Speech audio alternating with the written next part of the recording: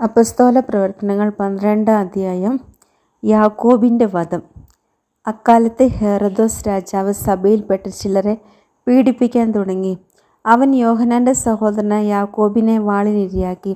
യഹൂദരെ ഇത് സന്തോഷിപ്പിച്ചുവെന്ന് കണ്ട് അവൻ പത്രോസിനെ ബന്ധനസ്ഥനാക്കാൻ ഒരുമ്പെട്ടു. അത് പുളിപ്പില്ലാത്ത അപ്പത്തിൻ്റെ ദിവസങ്ങളായിരുന്നു. അവനെ കാരാഗൃഹത്തിലടച്ചതിന് ശേഷം 4 ഭടന്മാർ വീതമുള്ള 4 സംഘങ്ങളെ അവൻ കാവലിന് നിയോഗിച്ചു. പെസഹ കഴിയുമ്പോൾ അവനെ ജനത്തിന് മുമ്പിൽ കൊണ്ടുവരാമെന്നായിരുന്നു അവൻ്റെ ഉദ്ദേശം. അങ്ങനെ പത്രോസ് കാരാഗൃഹത്തിൽ സൂക്ഷിക്കപ്പെട്ടു. സഭ അവനു വേണ്ടി ദൈവത്തോട് തീക്ഷ്ണമായി പ്രാർത്ഥിച്ചു കൊണ്ടിരുന്നു. കാരാഗൃഹത്തിൽ അത്ഭുതം. പരസ്യ വിചാരണയ്ക്ക് പുറത്തു കൊണ്ടുവരാൻ ഹെറോദോസ് ഉദ്ദേശിച്ചിരുന്നതിൻ്റെ തലേ രാത്രി പത്രോസ് ഇരുചങ്ങലകളാൽ ബന്ധിതനായി 2 പടയാളികളുടെ മധ്യേ ഉറങ്ങുകയായിരുന്നു. പട്ടാളക്കാർ കാരാഗൃഹവാതിൽക്കൽ കാവൽ നിൽക്കുന്നുണ്ടായിരുന്നു. പെട്ടെന്ന് കർത്താവിൻ്റെ ഒരു ദൂതൻ പ്രത്യക്ഷനായി. ആ മുറിയാകെ പ്രകാശം നിറഞ്ഞു. അവൻ പത്രോസിനെ പാർശ്വത്തെ തട്ടി ഉണർത്തിക്കൊണ്ട് പറഞ്ഞു, വേഗം എഴുന്നേൽക്കൂ.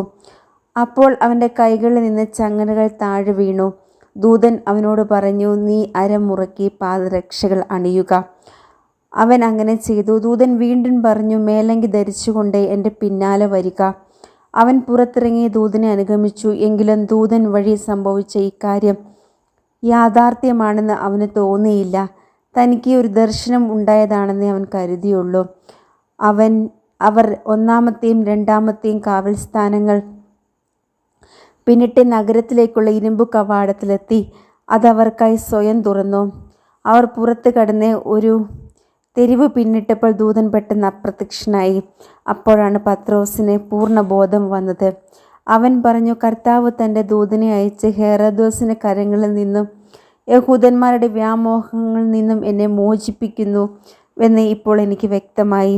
ഇക്കാര്യം ഗ്രഹിച്ചപ്പോൾ അവൻ മർക്കോസ് എന്ന അപരനാമമുള്ള യോഹന്നാൻ്റെ അമ്മയായ മറിയത്തിൻ്റെ വീട്ടിലേക്ക് പോയി.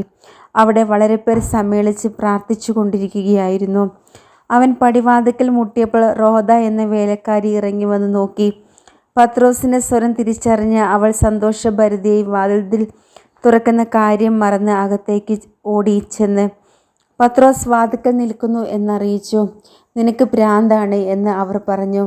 അവൾ വീണ്ടും തർപ്പിച്ചു പറഞ്ഞപ്പോൾ അവൻ്റെ കാവൽ ദൂതനായിരിക്കും എന്നായിരുന്നു അവരുടെ മറുപടി. പത്രോസ് വാതിക്കൽ മുട്ടിക്കൊണ്ടിരുന്നു.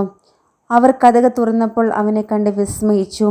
നിശബ്ദരായിരിക്കുവാൻ കൈകൊണ്ട് ആംഗ്യം കാണിച്ചതിന് ശേഷം എങ്ങനെയാണ് കർത്താവ് തന്നെ കാരാഗൃഹത്തിൽ നിന്ന് രക്ഷപ്പെടുത്തിയതെന്ന് അവൻ വിശദീകരിച്ചു.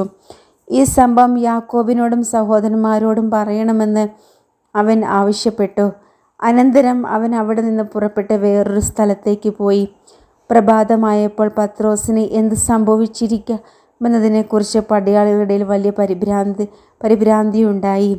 അവനെ അന്വേഷിച്ച് കണ്ടെത്താതെ വന്നപ്പോൾ ഹെറോദോസ് കാവൽക്കാരെ വിചാരണ ചെയ്യുകയും അവരെ കൊല്ലാൻ ആജ്ഞാപിക്കുകയും ചെയ്തു. അനന്തരം പത്രോസ് യൂദായിൽ നിന്ന് കേസരിയയിലേക്ക് പോയി അവിടെ താമസിച്ചു.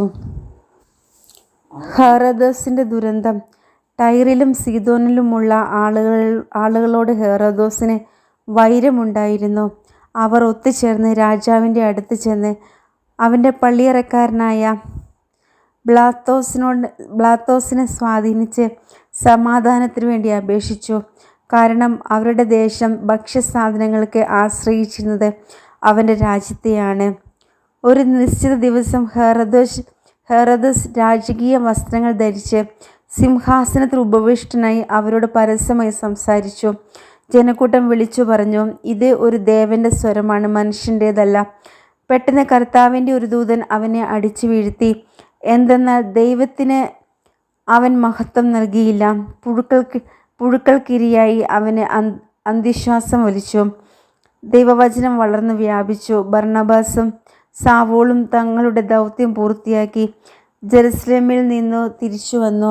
മർക്കോസ് എന്ന അപരനാമമുള്ള യോഹന്നാനെയും അവർ കൂടെ കൊണ്ടുപോന്നു.